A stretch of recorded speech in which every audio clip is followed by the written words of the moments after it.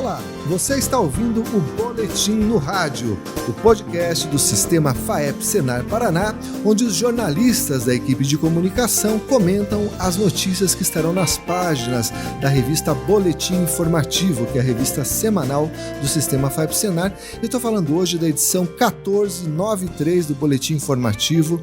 Antes de começar esse podcast, eu quero cumprimentar aqui os meus colegas e os meus convidados aqui de bancada. Como é que vai, meu amigo Felipe Aníbal? Salve, salve André, salve, salve Ana Paula, presença ilustre, salve, salve você que nos ouve. Isso mesmo, queria chamar agora a Ana Paula Kowalski. Tudo bem, Ana Paula? Bem, André, boa tarde. A Ana Paula, para quem não conhece, ela é engenheira agrônoma, ela trabalha aqui no Departamento Técnico e Econômico do Sistema FAEP Senar, né, Ana? Isso mesmo. E você, Ana, me corrija se eu estiver enganado, você mais ou menos pilota essa questão aí dos grãos, das commodities, você acompanha essa cadeia produtiva mais de perto, assim? Exatamente, aqui a gente acompanha tanto a parte econômica quanto a parte agrícola mesmo, a parte de cultivo, de soja, milho, trigo, feijão, enfim, o que vier. O que vier. Maravilha. E essa capa provavelmente vai mexer com a sua área, né, Ana? Porque a gente está falando da adição de 1% do biodiesel no diesel mineral de petróleo, ou seja, o diesel que o camarada vai comprar na bomba do posto de gasolina, ele vai ter, a partir de setembro agora, né, começa a ter a participação de 11% de biodiesel. Isso aí mexe com o mercado de soja e não é pouco, né? À medida que vão se aprovando esses novos adicionais de biodiesel no diesel, né, na mistura, aumenta a demanda por soja, né? Então a gente tem hoje uma produção que a maior parte do grão é exportada in natura, né? Também temos a indústria nacional que faz essa mistura, faz a produção do diesel e faz a mistura para ser utilizada nos veículos, né? Então, consequentemente, o aumento dessa demanda influencia positivamente no mercado, né? Você tem um balanço aí de oferta e demanda que beneficia os preços para a gente aqui no mercado interno. Até eu estava falando com o economista aqui do DTE, né, o seu colega, o Luiz Eliezer, ele me contou que para atender essa demanda adicional de 1%, seria necessário algo em torno de 540 mil hectares de soja para a produção de biodiesel. Isso aí chega a mexer, de repente, com o preço, Ana, aqui no mercado interno, ou você acha que é um volume que não chega a ser tão grande, mais ou menos? É um volume pequeno. Se você for pensar no universo de produção da soja hoje, não só no panorama nacional aqui, mas também mundial, é um volume pequeno, mas como eu comentei, é um aumento de demanda, né? Então, muitas vezes isso também já está precificado, porque é algo que já está previsto, né, esse aumento gradativo, mas de qualquer forma é sim um fator positivo. Não, a gente sozinho não regula mercado, né? A gente é tomador de preço do mercado externo, então tem safra em outros países também que influenciam, mas é benéfico, né? Isso é inegável. E eu posso estar enganado, mas eu vejo nesse incremento aí do percentual de biodiesel uma chance da gente também adicionar mais valor, né? Agregar mais valor à nossa soja, né? Que em vez de exportar ela em grão, né? Como você mencionou que é o que a gente faz com a maioria da produção, transformar ela aqui dentro mesmo para um produto com muito maior valor agregado. Até eu entrevistei um pesquisador da Embrapa Agroenergia, que ele me contou que o grão de soja, quando ele é transformado em biodiesel, ele agrega valor na ordem de 84%.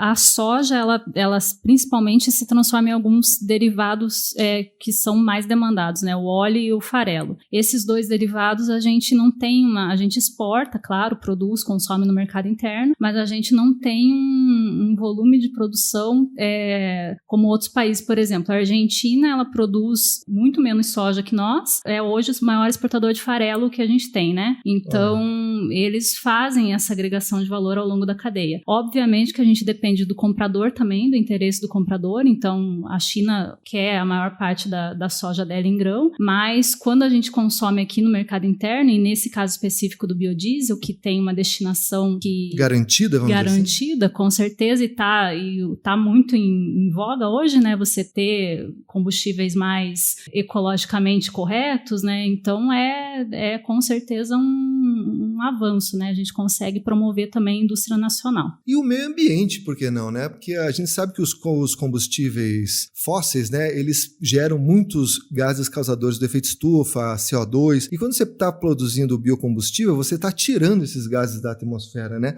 Acho que coisa da ordem de 70 milhões de toneladas de CO2 já foram retiradas aí, desde que o Programa Nacional de Biodiesel começou lá atrás, né? Ou seja, uma boa notícia aí para quem produz soja e para quem vai botar combustível aí no seu carro também vai ficar com a consciência um pouco mais limpa, né? E uma coisa que eu queria perguntar para você, Felipe Aníbal, você sabe que a soja é a maior fonte de matéria-prima do biocombustível, né? Do biodiesel, né? 70%. E sabe qual que é o segundo colocado? Não sei, André. É o sebo bovino. É a Rapaz, gordura animal. mesmo? É verdade, tem bicho ali no tanque do combustível. Então, diante disso, eu queria informar que os camaradas aí que são veganos, que não consomem nada animal, estão proibidos aí de pegar ônibus, de andar de caminhão, porque está usando ali combustível com base E veja em você como animais. se aproveita de tudo mesmo, né? De tudo, rapaz. Inclusive agora o pessoal comenta que como a gente vai abater mais frango, mais porco, né, que a tendência é aumentar a produção dessas proteínas no Paraná, vai sobrar mais gordura que vai parar no biodiesel também, uma parte dela. Muito importante. E vamos falar então de uma coisa, sai da soja um pouquinho e ir pro milho, né? Eu fiquei sabendo que tá tendo uma praga aí que é uma novidade, aí, que é a cigarrinha do milho, que já tá causando aí um pouco de medo aí em alguns produtores. É isso, Ana? Eu nunca tinha ouvido falar da cigarrinha aqui no Paraná. É novidade ou eu que tô desinformado? A cigarrinha é uma praga que a gente já está familiarizada, mas a gente não via o registro tão grande nas safras aqui do Paraná, né? A gente acompanha aí o projeto de levantamento de custo de produção da CNA, né, o Campo Futuro, e nesse projeto o pessoal comentava muito que eles circulam pelos estados todos, praticamente todos os estados produtores, né? E comentavam que no Centro-Oeste já estava com aumento de custo em função do controle da cigarrinha, estava com uma incidência grande, e no Paraná a gente não registrava. Mas na última safra, a gente vem ouvindo desde a última safra um aumento nos casos, principalmente ali na região oeste do Paraná. Então, os produtores começaram a observar nas lavouras que estava tendo incidência de cigarrinha e das doenças que ela transmite. Então, isso acendeu um alerta tanto nos produtores quanto em nós aqui na federação que ouvimos essas reclamações, né? Pelo que eu andei lendo na matéria, foi você que fez a matéria, Felipe? Não, a matéria foi do nosso colega Antônio Senkovski. Pelo que eu andei lendo nessa matéria, a cigarrinha ela é meio que parecida com o mosquito Aedes aegypti da dengue, né? Ela tem que morder a planta doente e daí ela, quando morde a planta sadia, ela leva a doença, é mais ou menos assim? Dá pra fazer essa comparação ou não? A analogia pela transmissão, sim. Ela é um inseto, né? E como ela é um inseto sugador, quando ela suga, mesmo que se ela tá sadia, se ela se contamina com uma planta doente, ela adquire a doença, né, e passa a transmitir, porque ela tá ali no organismo dela e ela, à medida que vai picando outras plantas, vai sugando, ela vai contaminando e o potencial de contaminação é muito grande, porque ela vai de folha em folha e a população vai crescendo, então quando se vê, realmente tem uma incidência alta das chamadas moliculites, né, que são os enfesamentos que ela transmite, que é o vermelho e o pálido. Viu, André e Ana? Só uma pergunta, uma coisa que me chamou a atenção lendo a matéria do Antônio, é que a cigarrinha ela é uma praga originária de regiões mais quentes, né? Que tá chegando agora o Paraná. É isso mesmo, Ana?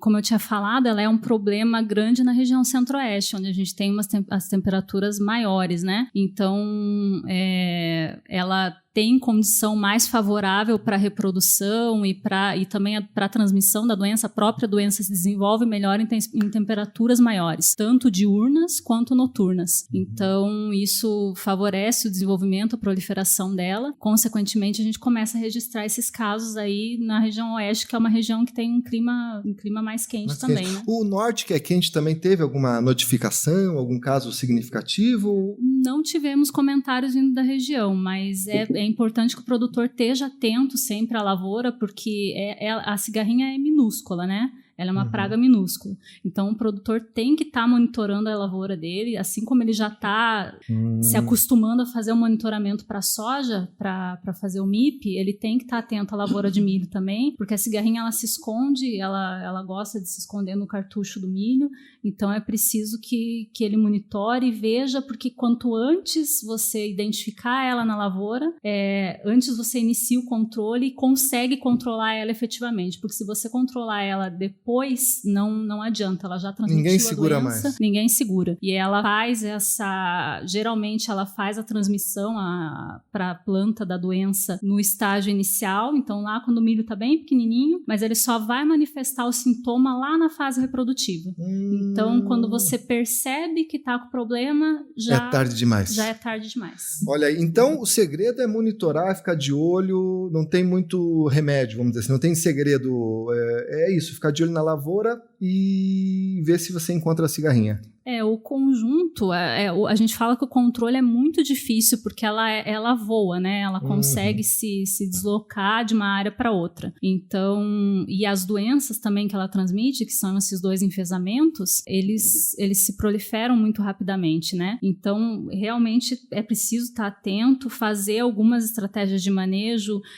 O grande problema que ocorre é o plantio subsequente de milho. Milho em cima de milho? Milho em cima de milho, então você tem milho na safra principal e milho na safrinha. Na região oeste, a área de milho safra hoje é muito pequena, né? A maior parte da área é milho safrinha. Mas você tem um outro problema que é o milho tiguera ou... O milho guacho, que eles chamam? O milho guacho, que fica na área, às vezes uma colheita mal feita, uma regulagem mal feita da colheitadeira, ele fica e acaba brotando. Fica hospedando ali a cigarrinha. Fica hospedando. A cigarrinha, ela atinge só o milho, então ela é cigarrinha específica do milho, porém ela consegue sobreviver em outras gramíneas também. Então, muitas vezes quando você tem pasto com lavoura, braquiária, ou mesmo uma área de braquiária do lado da tua lavoura, ela também consegue ficar lá instalada por algumas semanas e depois, quando ela encontra uma planta de milho próxima, ela migra para essa planta de milho onde ela consegue se reproduzir e se alimentar. Então, ela também tem essa especificidade e é preciso estar muito atento ao controle desse milho guacho para que você não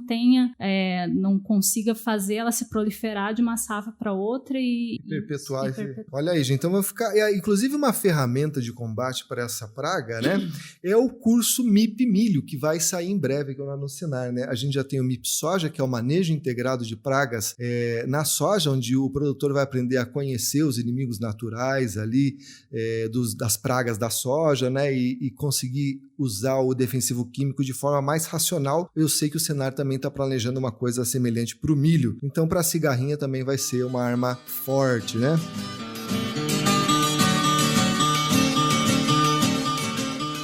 E esse boletim também tem uma matéria que me chamou muita atenção, que é uma pesquisa que está sendo conduzida, que eu sempre quis saber mais ou menos como é que funcionava isso. Ele está testando diferentes tipos de adubação, né, de diferentes tipos de animais e até minerais. Foi você que fez essa matéria, meu amigo Felipe? Essa fui eu, sim, meu caro. Ora, até que enfim, né, cara? Eu pensei que estava de férias aqui nesse negócio. Essa é daquela rede de agropesquisa? Exatamente, André. Essa pesquisa está sendo conduzida pela Universidade Tecnológica Federal do Paraná, a UTFPR, e faz sim parte da rede paranaense de agropesquisas. É uma pesquisa que está sendo conduzida lá na cidade de Dois Vizinhos. O que é que eles fizeram lá? Qual foi a metodologia que eles usaram?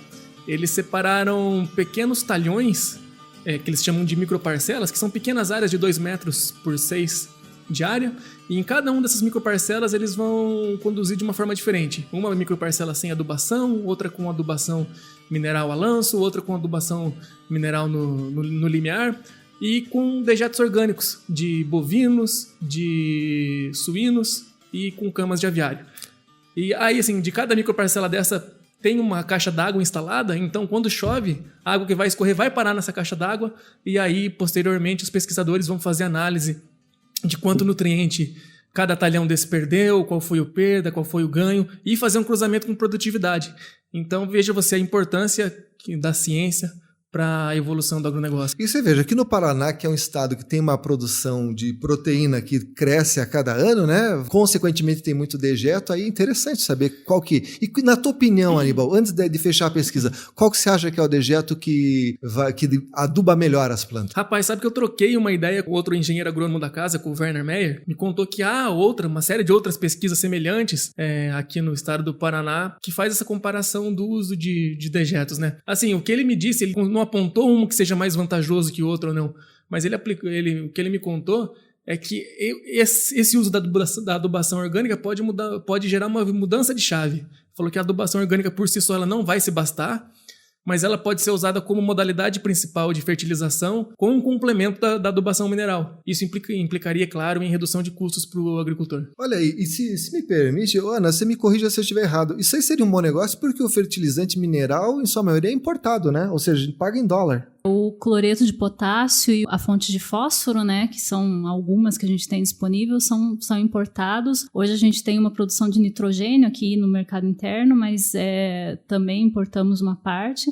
E é um preço que por exemplo, com o dólar agora, esse valor aumenta Dói muito no bolso custo do produtor, né? E o interessante disso também, complementando o que a Aníbal está falando, é o aproveitamento regional, né? Então, você, às vezes, não é nem questão de qual é mais eficiente, mas qual predomina naquela região. Então, qual que eu tenho disponibilidade. Exatamente. Daí você consegue dar uma destinação boa para aquele dejeto e gerar renda na região, né? E veja, além da renda tem a questão ambiental, né? É verdade. Você está dando uma destinação ecologicamente correta a um resíduo entre aspas, da atividade rural, né? Que você ia ter que dar algum jeito nele, né? Pela legislação. Exato.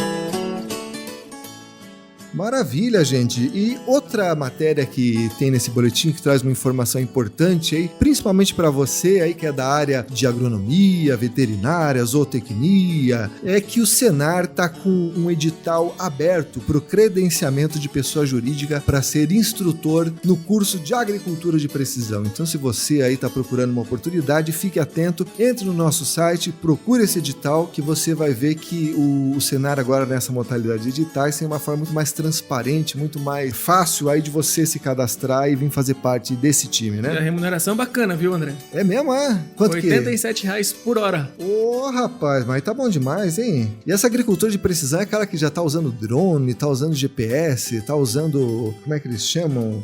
Aqueles tratores guiados aí por satélite. É uma coisa interessante. Exatamente, André. Isso mostra que o cenário está atento ao tudo que está na vanguarda tecnológica e está trazendo aqui, oferecendo para o produtor paranaense mais uma ferramenta aí de produção. Né? Dentro desse programa a gente tem trouxe algumas edições atrás o sucesso do curso de drone, por exemplo. Né? Que é verdade. Até julho, se não me engano, já havia mais de 100 turmas e continua com ofertas de turmas aí. Então isso mostra que é uma área que tem muita procura, né? Tem muita demanda. E o Senar está com a antena ligada, aí, com o radar ligado, para não perder esse bonde tecnológico. Isso aí. Você também vai ler várias outras coisas nesses boletins. 2 matérias que me chamaram a atenção. Uma delas fala de um vencedor do Agrinho de 1988, que agora é advogado com OAB, e de um instrutor do Senar que se tornou prefeito de Mandaguaçu. Ou seja, o pessoal passa pelo Senar e já sai preparado para tudo, Aníbal. Deixa a marca na trajetória das pessoas, né? Dá aquele empurrãozinho. Exatamente. Bom, é isso. Eu queria agradecer aqui o Felipe Aníbal, a Ana Paula Kowalski. Muito obrigado pela presença. Agradecer você que está nos escutando. Eu queria falar que a edição desse programa é de Lucas Silva e a coordenação da comunicação é de Carlos Guimarães. Um grande abraço e até a semana que vem. Mas antes disso, gente, antes de até a semana que vem, eu queria falar para você que esse podcast você pode escutar no nosso site, no endereço www.sistemafaep.org.br. Você pode entrar ali no menu rádio e nesse menu ali você escuta não só esse podcast, mas as outras edições. Esse, se não me engano, é o 14, é o 15, né? Enfim, você vai ter mais uma dezena de podcasts lá para ouvir e para se atualizar. Muito obrigado, até semana que vem. Boa sorte!